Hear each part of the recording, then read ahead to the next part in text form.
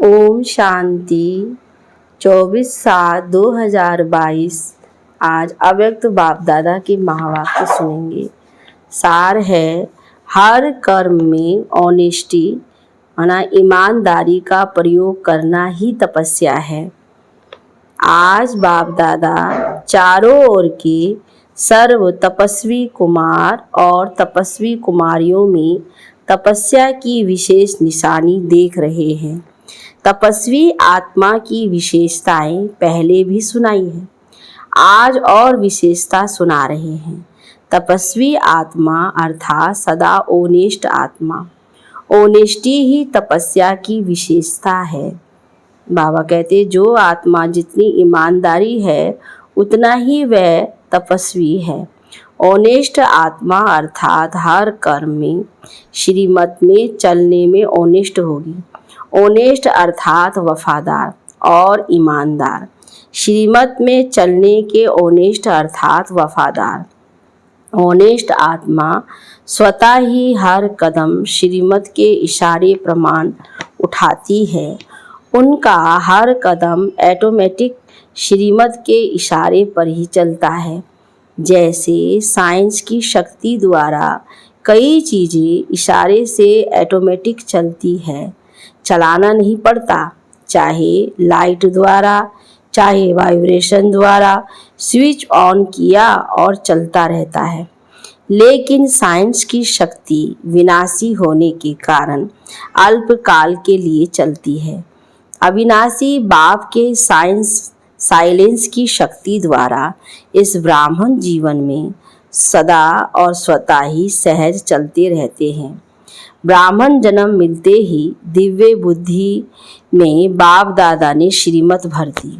Honest आत्मा उसी श्रीमत के इशारे से नेचुरल ही सहज चलती रहती है। तो ऑनेस्ट की पहली निशानी हर सेकंड हर कदम श्रीमत पर एक्यूरेट चलना। चलते सभी हैं, लेकिन चलने में भी अनेक प्रकार की भिन्नता हो जाती है। कोई सहज और तीव्र गति से चलते हैं, क्योंकि उस आत्मा को श्रीमत स्पष्ट सदा स्मृति में रहने के कारण समर्थ है। तो यह है नंबर 1 ऑनेस्टी। नंबर 1 आत्मा को सोचना नहीं पड़ता कि यह श्रीमत है या नहीं, यह राइट है या रॉन्ग है, क्योंकि स्पष्ट है। दूसरी आत्माओं को स्पष्ट ना होने के कारण कई बार सोचना पड़ता है, इसलिए तीव्र गति से मध्यम गति हो जाती है। साथ साथ कोई सोचता है, कोई थकता है। चलते सभी हैं, लेकिन सोचने और थकने वाले सैकड़ों नंबर हो जाते हैं। थकते क्यों हैं बाबा बता रहे हैं। चलते चलते श्रीमत के इशारों में मनमत परमत मिक्स कर देते हैं, इसलिए स्पष्ट और सीधे रास्ते से भटक टेढ़े बाके रास्ते में चले जाते हैं। रिजल्ट में फिर भी वापस लौटना ही पड़ता है, क्योंकि मंजिल का रास्ता एक ही स्पष्ट सीधा और सहज है। सीधे को टेढ़ा बना देते हैं। तो आप सोचो, टेढ़ा चलने वाला कहाँ तक चलेगा, किस स्पीड से चलेगा और परिणाम क्या होगा। बाबा कहता थकना और निराश होकर लौटना। इसलिए सैकड़ों नंबर हो जाता है। अनेक सेकंड गवाया, अनेक श्वास गवाया, सर्व शक्तियाँ गवाई, इसीलिए सैकड़ों नंबर हो गया। सिर्फ इसमें नहीं खुश हो जाना कि हम तो चल रहे हैं, लेकिन अपनी चाल और गति दोनों को चेक करो तो समझा ऑनेस्टी किसको कहा जाता है। बाबा पूछ रहे हैं। ऑनेस्ट आत्मा की और निशानी है, वह कभी किसी भी खजाने को वेस्ट नहीं करेगा। सिर्फ स्थूल धन व खजाने की बात नहीं है, लेकिन और भी अनेक खजाने आपको मिले हैं। स्थूल धन के साथ साथ जो बाबा ने हम बच्चों को सूक्ष्म खजाने दिए हैं, ऑनेस्ट संगम युग के समय के खजाने को एक सेकंड भी वेस्ट नहीं करेगा, क्योंकि संगम युग का 1 सेकंड वर्ष से भी ज़्यादा है। जैसे गरीब आत्मा का स्थूल धन 8 आना 800 के बराबर है, क्योंकि 8 आने में सच्चे दिल की भावना 800 से ज़्यादा है। बाबा कहते थोड़ा भी है लेकिन भावना है तो वो कई गुना है। ऐसे संगम युग का समय 1 सेकंड इतना बड़ा है, क्योंकि 1 सेकंड में पद्मों जितना जमा होता है। सेकंड गवाया अर्थात पद्मों जितनी कमाई का समय गवाया। ऐसे ही संकल्प का खजाना, ज्ञान धन का खजाना, सर्व शक्तियों सर्व गुणों का खजाना वेस्ट नहीं करेंगे। अगर सर्व शक्तियों सर्व गुणों व ज्ञान को स्वप्रति व सेवा प्रति काम में नहीं लगाया तो इसको भी वेस्ट कहा जाता है जाएगा। दाता ने दिया और लेने वाले ने धारण नहीं किया तो वेस्ट हुआ ना। जो ऑनेस्ट होता है वह सिर्फ धन को प्राप्त कर रख नहीं देता। ऑनेस्ट की निशानी है खजाने को बढ़ाना, फिर बढ़ाने का साधन ही है कार्य में लगाना। बाबा कहते बढ़ता कब है? जब उसको हम कार्य में लगाएंगे।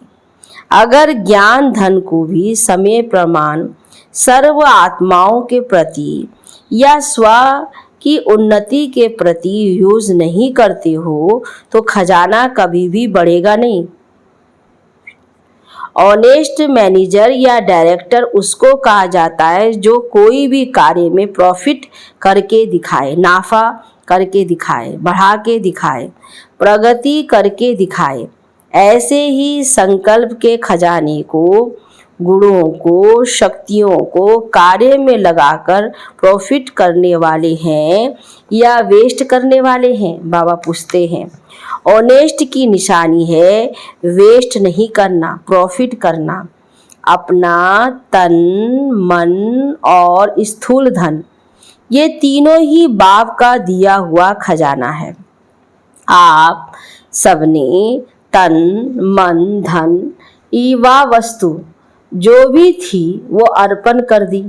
संकल्प किया कि सब कुछ तेरा, ऐसा नहीं थोड़ा धन मेरा, थोड़ा बाप का, थोड़ा धन किनारे रखे, जेब खर्च रखा है, थोड़ा थोड़ा फिर आई वेले के लिए किनारे करके रखा है। आई वेले के लिए किनारा कर रखना ये तो समझदारी है। जितना ही मेरा होगा उतना ही जहाँ मेरा मेरा होता वहाँ बहुत बातें हेरा फेरी होती है। बाबा कहते जहाँ मेरापन आता है वहाँ हेरा फेरी भी आ जाती है, क्योंकि उसको छिपाना पड़ता है ना।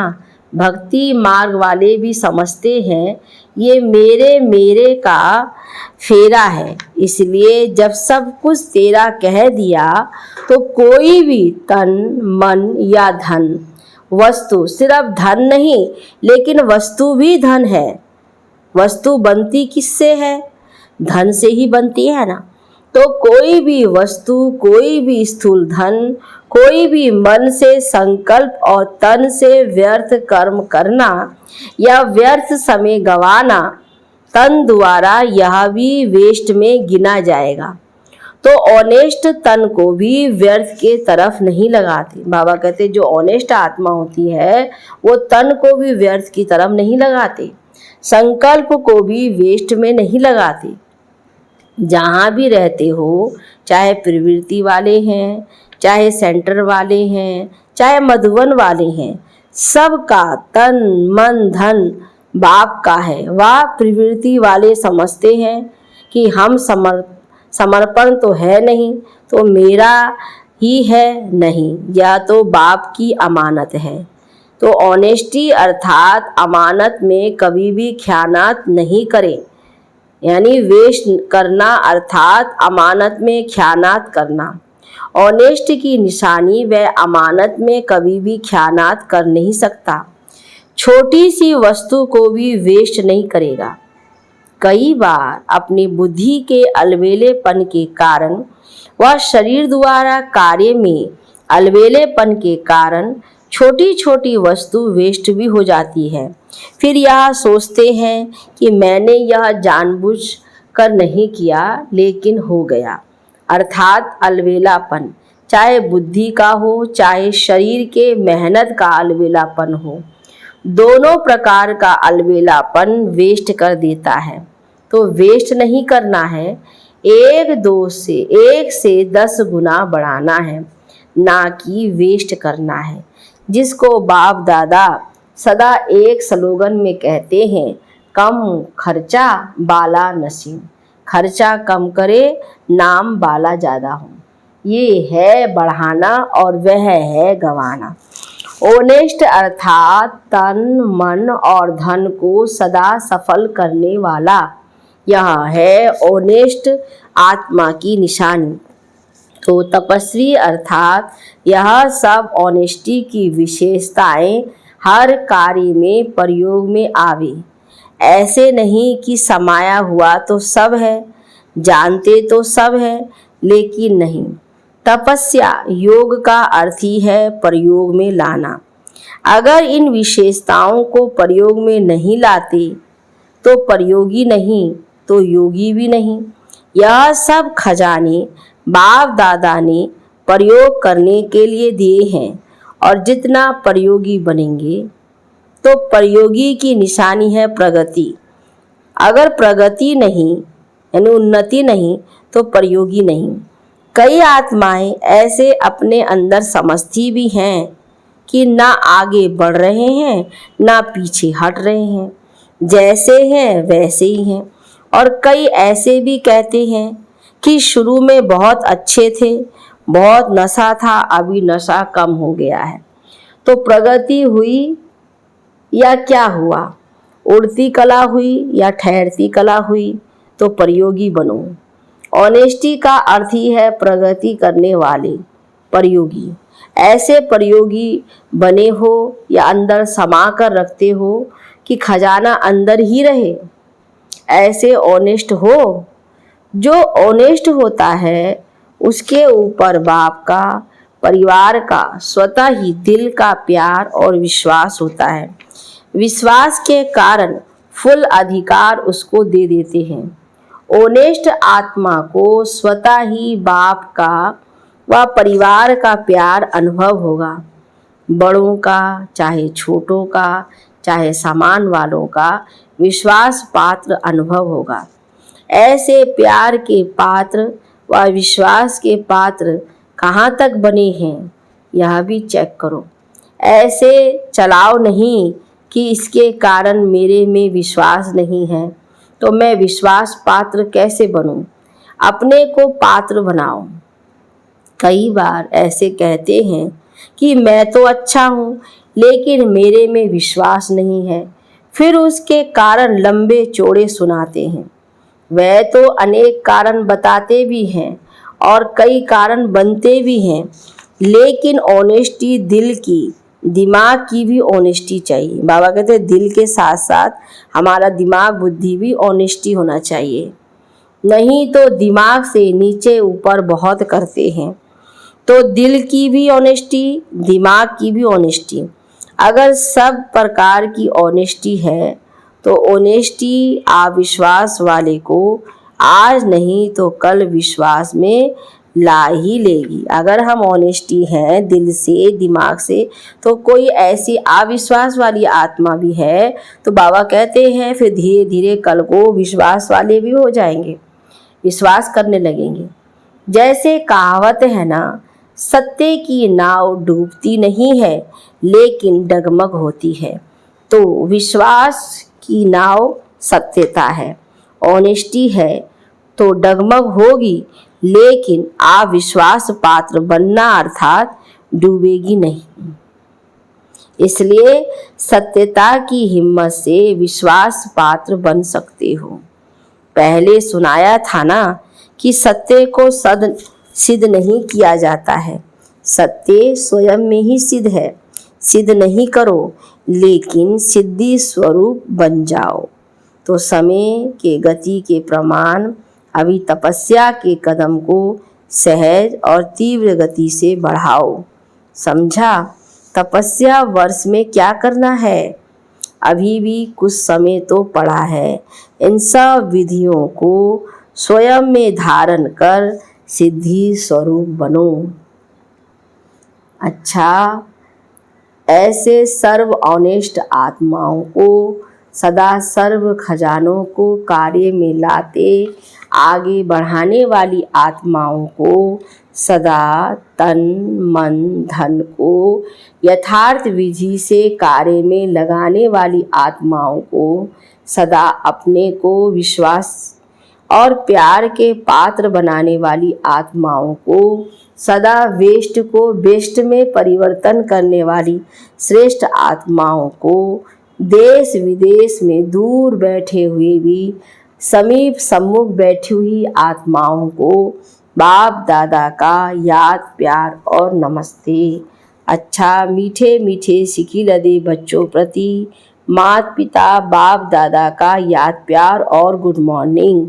रूहानी बाप की रूहानी बच्चों को नमस्ते, रूहानी बच्चों की रूहानी बाप दादा को गुड मॉर्निंग, नमस्ते बाबा नमस्ते।